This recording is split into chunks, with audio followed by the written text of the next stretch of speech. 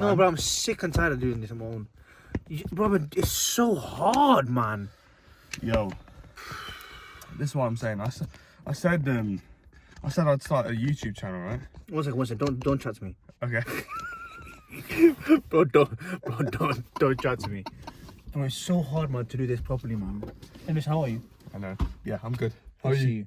You too, man. I just not made it, you know. I was gonna turn the camera around so you couldn't see yourself, so it's less awkward. But then I realised that if I do it the other way and it flops the camera, then we've just got it at the steering wheel and your forehead. And that's it. Yeah.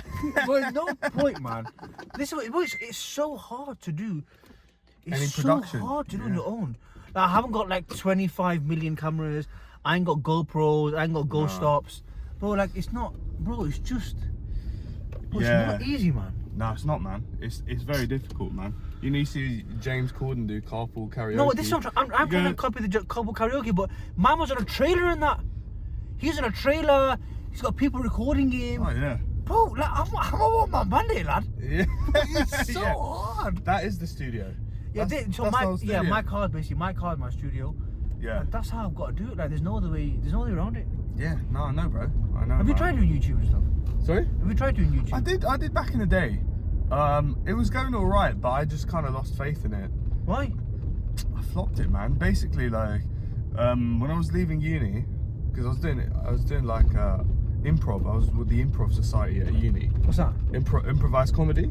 You just stand up and just chat? Well, it's not just not just you, but like you and a few others. You do improvised sketches. So you go, okay, I'm gonna do a sketch based off of, give me a suggestion for a occupation. Really? And the audience goes, I don't know, plumber, and you go, yeah, all right, give me. No way! Yeah. That's so hard, man. Yeah, that's how you. But is that how you start? That's how I started. The comedy scene. No, you don't have to start like that, but that's like a particular like type of comedy. Do you know what I mean? Yeah, bruv. So like, yeah, it's bare fun. So how was that? It was sick. Like, for example, there's like a game called Genre Switch, right? So I'll go to the audience. All right, give me an occupation, and you'll say. Okay, let me give you one. Yeah. Okay, let me give you an occupation of a window cleaner. Window cleaner. All right, safe. All right, so now it's me and probably someone else in the scene. We start a scene based off of the suggestion window cleaner, yeah? So you're both on stage? We're both on stage, and we just start some sort of scene based off of window cleaner. So I'm like, all right, give me the sponge. What do you mean you didn't bring the sponge? Like, now you start building the scene, right? And then there's someone else on the side of the stage that goes, all right, pause. So we pause, and they go to the audience, all right, give me a genre of a film. And then so now you'll say... I'll say Chicken Run. Genre. Oh, sorry, genre. Okay, I don't know, drama. Is that drama, yeah. Okay, fine. And so I'll go. Oh, no. This is the wrong equipment. We can't mess this up. And then so now you start carrying on the scene, but now it's a drama. Yeah? Bro, that's a whole film itself. And then you pause, and then they'll go, give me another one, and then you'll go, I don't know, film noir, and I go, hey, see, look at the window, so and then so like it's these quick, fast-paced type games, which like they just create the comedy based off of. Do you see what I mean? Like you just get these suggestions. How did you learn to do that? You don't learn to do it, man. You just kind of do it. You jump in. You've got it. You're not got it. Yeah. I mean, like you'd attend workshops at the beginning so you can get an idea of what improv is. But in terms of like, actually doing improv, it's just by doing it, man. Like, you can do all of these things. You know what a rom-com is. You know what window cleaner is. But it's just about training your brain to like trust yourself and just say whatever it is you gotta say. You gotta trust that something funny is gonna come. You can't preempt it. Do you know what I mean? Yeah, but you know how hard that is, because anything can go wrong on stage. Oh yeah, of course, man. That's the jeopardy of it. But then what if, for example, you do a joke and no one laughs on stage?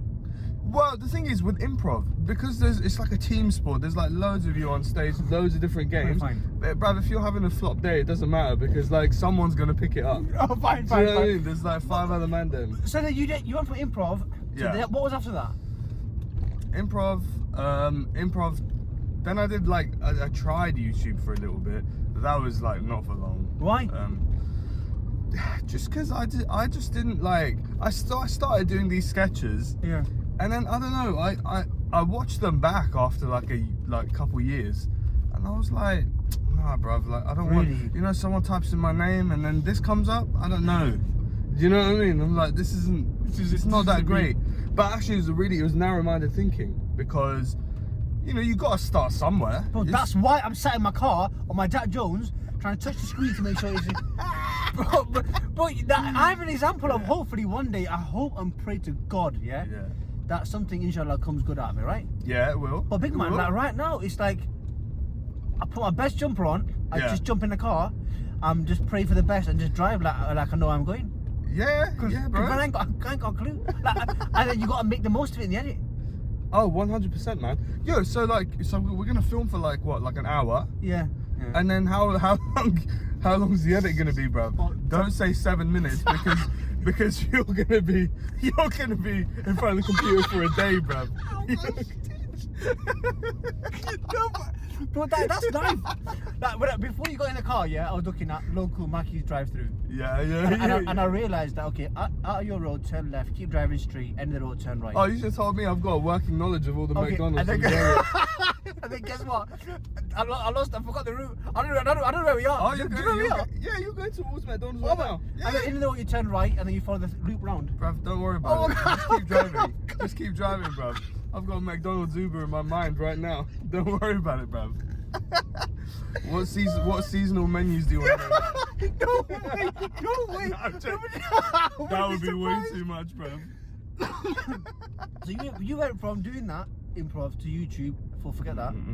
And then now where you are? Well then after I tried YouTube, like the thing is when I did improv, I loved it so much, man. I loved it so much, and I just thought to myself, like, man, you know, obviously because me and the people I was doing improv with, we're gonna move to different bits of the country after uni, you know, back home, and how am I gonna back home like back home? You're back home like India, bruv. Yeah. No, wait, seriously. No. Can you imagine? I'm meant to laugh. You got no degree, bro. I see you later. Come. I'm going back now. home, bruv. I'm sweating. Yeah. No, I mean, you know, we were gonna go to different bits of England, and so like the troupe wasn't gonna be together anymore. Yeah, of course. You know, so basically, we were like, you know, that was kind of it. So I had to figure out how am I gonna continue comedy, and so like. YouTube was my first thing, but then after that, because I wasn't feeling it that much, I thought to myself, let me try stand-up, and I don't know why, it just hadn't occurred to me before this to be like, yo, you know, you can try stand-up, bro. So then in 2018, I did my first gig, and wow, oh, it was a flop, bruv. No way, man. Flop, bruv. Swear, why? It was a big flop. No, honestly, flop, a big one. No, honestly, like I remember I wrote like 5 minutes. You got to write 5 minutes when you start, you know. I remember rehearsing it in my room, and bruv, I was thinking, yo, I'm the business. I'm the next Trevor Noah, bruv. I'm the next Trevor Noah. That's what's up. This is it. It's done. Quitting my job tomorrow. And what were you doing then? Were you working at that point? Yeah. What were you doing? I was working in like advertising. I was working in advertising and marketing. Yeah, bro. Yeah, when I started that job, that's when I started also like my first stand-up gig. You realised that this is another. Yeah. I can't do as soon this. as I was in an office, I was like, no. I was like, no, I'm not gonna be having diary banter for the rest of my life. So you left advertising? Oh, you doing it? You thought it was stand-up? Yeah. So then I started stand-up at the same time, and then I did that first gig. Bad. Or 5 minutes. There was maybe one. No, where was it? That's it. It's a place called Cavendish Arms. There's a night called Comedy Virgins. So you do your first ever gig there, man. Like so many people will do their first ever gigs there, basically. You know, Ramesh and all these people that are huge now, they all done their first gigs there. So I done my first 5 minutes. It was a flop, bro. But the thing is, I'd been a blabbermouth, you know what I mean? I'd been at work, this new place I just started. I'd been like, yeah, what's up, guys? Yeah. My name's Daman, and I'm about to start stand up, you know. And everyone's like, yo, that's sick. And so I was like, yeah, man. Yeah. And then I come back to work. They're like, how was it? I was like, anyway, just give me the report. Back to diary about that. Well, yeah. Tell me who we're advertising for today. So I was like, I don't want to talk about that. How did you overcome that? How did you overcome that then? Well, actually, do you know what benefited me was actually being a blabbermouth, because I'd said all of this, like that I was gonna start doing stand up. You know, one of my colleagues especially was quite interested in it, and he was like, so when's your next gig?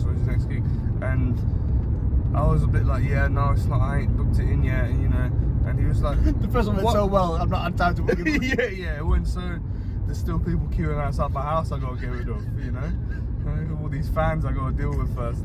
So I was like, yeah, bro, nah, it's not in yet, you know, it's not in the diary. And he was like, what's going on? What do you mean on the diary? I thought he was sick. I thought you said you was doing this. So what happened? And I was like, oh okay. Oh, sorry. So I kind of like, I forced him into shaming me, but inadvertently, by just telling him like my plans. So then I had to book another one in. Good. And between February and October 2018, I had 4 gigs. I only had 4 gigs. You know, bear in mind nowadays I'll have 4 gigs easily in a week. Really? You know, because when I spoke to your agent, yeah, he was like, oh yeah, he's busy in the evenings doing gigs. Yeah. And I was like, oh, sick. And I didn't know it was like this good. Okay. Can I get a McChicken sandwich meal, please? Can I have a black coffee, please? So if I look at myself from like having started stand up 5 years ago to now, you know, now it's all about the incremental build up of credits in terms of reputation. So, you know, now I'm doing the clubs. Now I just had a little very tiny part in a short film, but that film's got like Ian McKellen in it. I don't do those. Gandalf. Swear. Yeah. So, you know, there's that I've done like a couple of little TV bits here and there. And it's like, you know, when you put all of those things together, when they compound, they start to look pretty impressive, you know what I mean? Yeah, it's just small little baby steps, isn't it? It's small baby steps. And so, but they come together and they start working out. I mean, you know, if it wasn't for those little tiny bits of TV and stuff, I don't know if, you know, I don't know how Shiraz, for example, would have discovered me. You get me? Yeah. Like, where would he have seen me? But then how did your Boys to Mun come around? Because you obviously you work with Munya now, one of the biggest names in the industry when it comes to social media and whatever. Yeah. How did that gig with Munya come around? Yeah, so Munya started stand up I think around a year ago, something like that. And so he was starting to run out his material in clubs, and basically we started to like randomly bump into each other at gigs. So I met him at a gig called the Boat Show, and yeah, so we just kind of met, and I was like, yo, like, what? It was really random, but I remembered like we went to university together. Really? Yeah. What uni did you go to? Sheffield. Okay. University of Sheffield. Okay. Listen, so all the superstars are born. Okay? Yeah, I can see that. University of Sheffield, yeah. Move aside Cambridge. Don't worry about that. You and the McChicken sandwiches, come on. Sheffield, that's what's up, yeah. And yeah, so I was just kind of like, yo, like this is so sick, because I'm like genuinely such a big fan, you know. Yeah. His videos are so sick. So anyway, we kind of chatted a little bit, and then sort of a few weeks later, bump into him at another gig, and we get to chatting a bit more, and yeah, we just started getting along, man. Yeah. So then he sort of invited me along to open for him at one of his gigs, and like, yeah, man, it's just like the friendship builds, and then end up opening for him at the O2 in Kentish Town. So what? Yeah, O2 Forum, Kentish Town, man. Yeah, it was mad. It was mad. I think it's the biggest gig I've ever done. How many people there? Just shy of 2,500, I think. How was that? It was unreal. Do you get man. nervous? Yeah. Not like cripplingly nervous, but like, you know, maybe 5 minutes before I get on stage, I'm like, okay, here we go. Like, I'm about to be on stage Really? now, and that's when like the nerves really start kicking in. How do you calm down then? I just like I use a breathing technique personally. Really? Yeah. What is that? Yeah. So you breathe in over 10 seconds, you hold it for 10 seconds, and then you release over 10 seconds. Really? And you keep doing that two or three times, and it just calms you down. Because basically, you know, when you're nervous, you're about to go on stage, the adrenaline's up, you know, you get into this like fight or flight mode. Yeah. And basically, what you're doing by breathing slowly is telling your body, no, I'm not in danger. I'm chilling. I'm cool. I'm chilling. Oh, yeah. I don't need to. I don't need this oxygen. Don't worry about it. I mean, I like it, but I don't need it. Do you know what I mean? And so yeah, so I just do that. I'm quite like a laid back person Really? anyway. So yeah, it's just doing that, man, and it really like it calms me down. You know, for that gig, I was just excited, bro. I can imagine the adrenaline was taking over.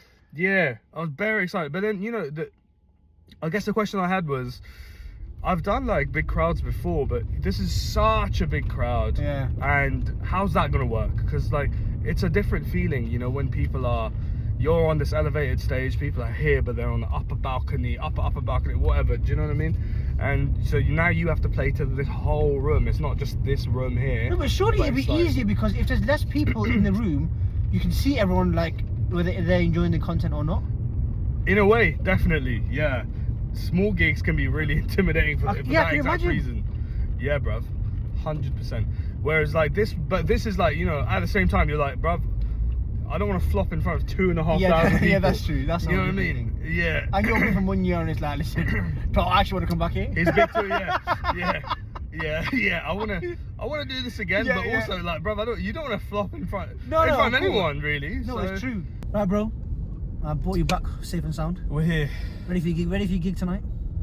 Born ready, bro. Bro, thanks for coming, man. Mate, thanks for having me, man. No, I said I really enjoyed it. I don't think I've laughed that much but I had a stitch. That was just in the first 2 minutes bro, as well. Thank you so much, man. I really appreciate it. And thank you for having me, man. Hopefully we'll see you soon. Definitely, my guy.